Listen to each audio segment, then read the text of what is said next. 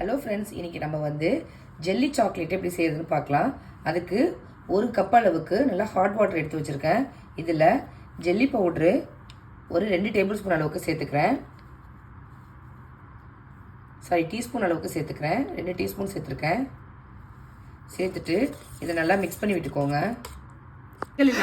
இப்போ இதை வந்து நல்லா கட்டி இல்லாமல் கரைச்சிக்கோங்க.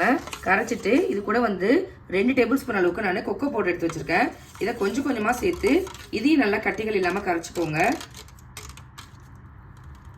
இந்த மாதிரி கட்டிகள் இல்லாமல் நல்லா கலந்ததுக்கப்புறமா உங்களுக்கு தேவையான அளவுக்கு சுகர் சேர்த்துக்கோங்க. நான் வந்து ஒரு 4 டேபிள் ஸ்பூன் அளவுக்கு சுகர் சேர்த்துருக்கேன். இந்த மாதிரி சுகர் சேர்த்து நல்லா கரையட்டும். ஒரு 2 நிமிஷம் நல்லா கண்டினியூஸாக மிக்ஸ் பண்ணிக்கோங்க.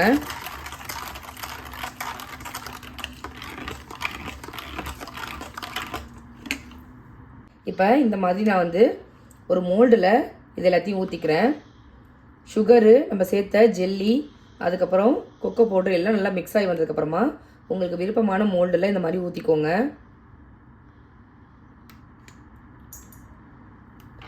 நான் எல்லாத்தையும் சேர்த்துட்டேன்.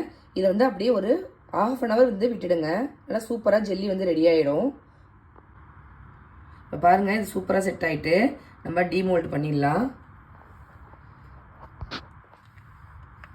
அவ்வளோதான், குழந்தைங்களுக்கு பிடிச்ச ஜெல்லி வந்து ரெடி ஆகிடுச்சு.